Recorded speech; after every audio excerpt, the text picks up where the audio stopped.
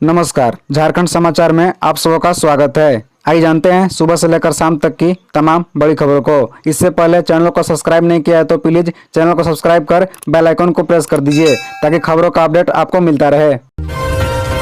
कांग्रेस की बैठक में उठा रोजगार का मुद्दा, प्रभारी बोले 1 माह में लाएंगे नियोजन नीति का प्रस्ताव। बता दें कि कांग्रेस की प्रदेश कार्यकारिणी पदाधिकारी और जिला अध्यक्षों की बैठक में नियोजन नीति का मुद्दा छाया रहा। सदस्यों ने युवाओं को रोजगार नहीं मिलने की समस्या रखी। कांग्रेस के झारखंड प्रभारी अविनाश पांडे ने इसे गंभीरता से लिया। उन्होंने कहा कि नियोजन नीति में कुछ कमी थी। झारखंड हाईकोर्ट द्वारा नियोजन नीति को रद्द किए जाने के बाद राज्य के युवा निराशा महसूस कर रहे हैं। 1 माह के अंदर राज्य सरकार नियोजन नीति का प्रस्ताव लाएगी और इसे पारित कर अमल में लाएगी। पहले राज्य सरकार अच्छी नीयत के साथ नियोजन नीति लाई थी, लेकिन इसे रद्द कर दिया गया। बैठक में कांग्रेस ने 9 प्रस्ताव पारित किए। कांग्रेस प्रभारी अविनाश पांडे ने कहा कि राज्य में फुल प्रूफ नियोजन नीति बनाकर नियुक्ति प्रक्रिया को तेजी किया जाए, साथ ही पंचायत सचिवों की नियुक्तियों को पूरा किया जाए। उन्होंने कहा कि सरना धर्म कोड को लागू करने के लिए झारखंड विधानसभा से पारित करके केंद्र को अनुशंसा भेजी गई थी, लेकिन अब तक कोई निर्णय नहीं लिया जा सका। इसके लिए झारखंड कांग्रेस कमेटी का एक प्रतिनिधिमंडल राष्ट्रपति द्रौपदी मुर्मू से मिलकर इसे लागू करने की मांग करेगा। रामगढ़ में घरों में पड़ी जोशीमठ जैसी दरारें, धमाके के साथ फटी जमीन, दहशत में लोग। बता दें कि रामगढ़ के वेस्ट बोकारो में बुधवार की रात करीब जमीन फटने की घटना ने लोगों को उत्तराखंड के जोशीमठ में हो रहे भूतसन की याद दिला दी। यहाँ 3 घरों के दरारें और फर्श में अचानक 2-2 फीट चौड़ी दरारें पड़ गई। इस घटना के बाद लोगों में दहशत है। ये इलाका कोलखंड एरिया करीब 1.25 किलोमीटर दूर है। भुक्तभोगी शैलेश ने बताया कि घर में अचानक जोरदार आवाज के साथ जमीन फटने लगी और दीवारों में मोटी मोटी दरारें पड़ गई। महज कुछ घंटे में ही दरारों से घर की दीवारें पूरी तरह क्षतिग्रस्त हो गई। इधर जमीन फटने की आवाज सुनकर गहरी नींद में सोए परिवार के सदस्य घबरा गए और घर छोड़कर भागने लगे।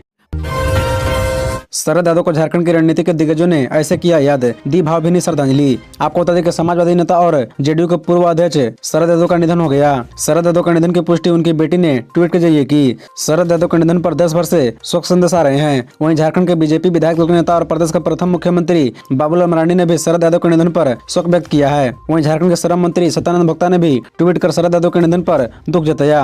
गौरतलब है कि शरद यादव को बेहोशी की हालत में अस्पताल लाया गया था, जहाँ चिकित्सकों ने उन्हें मृत घोषित कर दिया। गौरतलब है कि जेडीयू के पूर्व राष्ट्रीय अध्यक्ष और पूर्व केंद्रीय मंत्री शरद यादव लंबे समय से बीमार चल रहे थे। गुरुवार को रात उनको गुरुग्राम के फोर्टिस अस्पताल में भर्ती कराया गया था। हॉस्पिटल में ही 75 वर्ष की आयु में शरद यादव ने अंतिम सांस ली। शरद यादव ने राम मनोहर लोहिया से राजनीति का ककाहारा सीखा था। शरद यादव की गिनती देश के बड़े समाजवादी नेताओं में होती है। शरद यादव की बेटी सुहासिनी ने उनके निधन की पुष्टि की। कोहरे ने रोकी ट्रेनों की रफ्तार, राजधानी एक्सप्रेस रीशेड्यूल, विलंब से चल रही संपर्क क्रांति। बता दें कि उत्तरी राज्यों में गहरे कोहरे के प्रभाव के कारण इसका असर रेल सेवाओं पर भी पड़ रहा है। विशेषकर दिल्ली रूट होकर रांची आने वाली कई ट्रेनें घंटों विलंब चल रही है। गुरुवार को भी रांची आने वाली कई ट्रेनें प्रभावित रही। मौसम वैज्ञानिक अभिषेक आनंद ने बताया कि हवा में बदलाव आया है। अभी राज्य में मुख्य तौर पर पछुआ हवा का रुख है। सर्द हवा वातावरण के ऊपरी हिस्से से आ रही है, इसलिए रात के दौरान न्यूनतम तापमान अभी भी सामान्य से नीचे है। 15 जनवरी से मौसम में बदलाव आएगा और इसमें और ठंड की वृद्धि हो सकती है।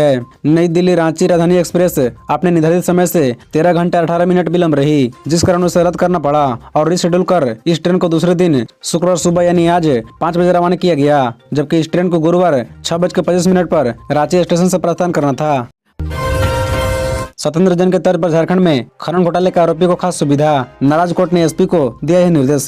दरअसल आपको बता दें कि साहिबगंज में हुए 1000 करोड़ रुपए के अवैध खनन और मनी लॉन्ड्रिंग केस में रांची के विशेष पीएमएलए कोर्ट ने एसपी को बिरसा मुंडा जेल अधीक्षक के सीसीटीवी फुटेज उपलब्ध कराने को कहा है। कोर्ट ने मामले में कड़ी टिप्पणी करते हुए कहा कि जेल अधीक्षक खनन घोटाले और मनी लॉन्ड्रिंग की जाँच कर रही ईडी को सहयोग नहीं कर रहे हैं। साथ ही कहा कि जेल अधीक्षक कोर्ट के आदेश को भी अवहेलना कर रहे हैं। दरअसल ईडी ने जेल में आरोपी द्वारा पार्टी करने तथा गवाहों को प्रभावित करने की कोशिश करने का आरोप लगाते हुए संबंधित सीसीटीवी फुटेज मांगे थे, जो अभी तक उपलब्ध नहीं कराए गए हैं। जेल अधीक्षक के द्वारा इनकार किए जाने के बाद ईडी ने कोर्ट का रुख किया था। गौरतलब है कि 21 अक्टूबर 2022 को ही कोर्ट ने रांची के बिरसा मुंडा केंद्रीय कारागार के अधीक्षक को निर्देश दिया था कि बिना किसी देरी के जांच एजेंसी को जेल परिसर का सीसीटीवी फुटेज उपलब्ध कराई जाए।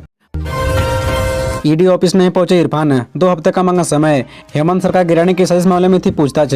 दरअसल आपको बता दें कि झारखंड कांग्रेस के निलंबित विधायक डॉक्टर इरफान अंसारी आज निर्धारित समय पर रांची स्थित ईडी कार्यालय नहीं पहुंचे। कारण पूछने पर पता चला कि उन्होंने एजेंसी से 2 हफ्ते का समय मांगा है। उन्होंने कहा कि वह अपने अधिवक्ता द्वारा ईडी को अपनी मांग से अवगत कराएंगे। प्रवर्तन निदेशालय ने कहा कि विधायक को जल्द ही दूसरा समन भेजा जाएगा।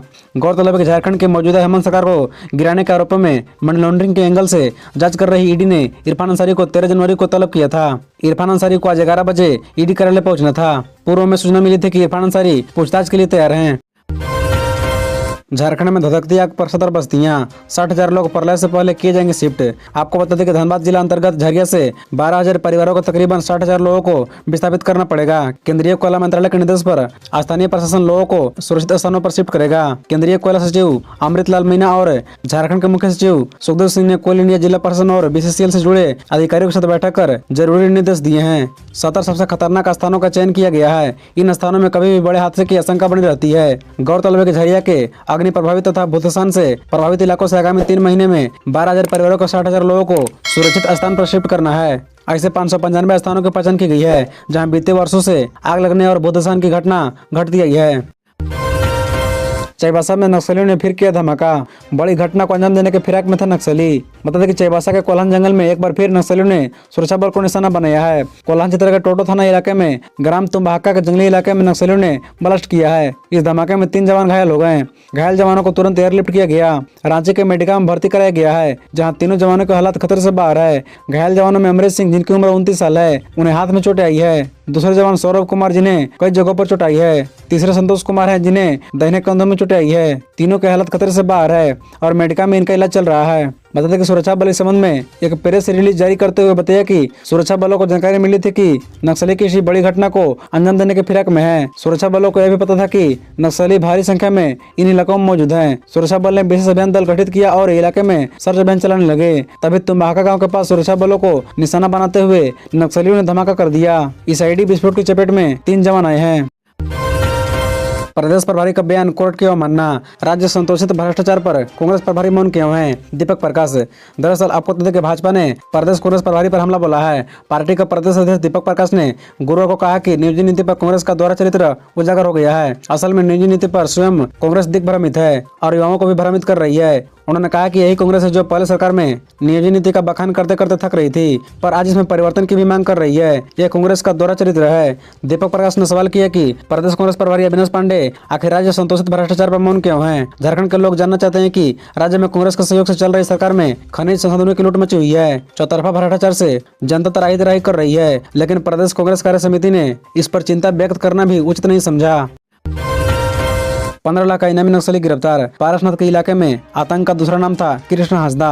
सुरक्षा बलों ने किया गिरफ्तार। सुरक्षा बलों ने 15 लाख का इनामी नक्सली कृष्ण हंसदा को गिरफ्तार किया है। सर्च अभियान के दौरान सुरक्षा बलों को यह बड़ी सफलता मिली है। पुलिस ने डुमरी थाना इलाके के फतेहपुर से एक हाईकोर्ट नक्सली को पकड़ा है। सीआरपीएफ और पुलिस के जवानों ने संयुक्त रूप से अभियान चलाकर यह गिरफ्तारी की है। पारसनाथ के इलाके में यह नक्सली सक्रिय था। सुरक्षा बल लंबे समय से नक्सली की तलाश कर रहे थे। कई मौकों पर यह सामने भी हुए, लेकिन हर बार नक्सली कृष्ण हंसदा फरार होने में सफल रहा। इस बार सुरक्षा बल ने उसे धर दबोचा है। आपको बता दें कि कृष्ण हंसदा भाकपा माओवादी संगठन के रीजनल कमेटी का सदस्य है। उनके जिम्मे में पारसनाथ का पूरा इलाका था।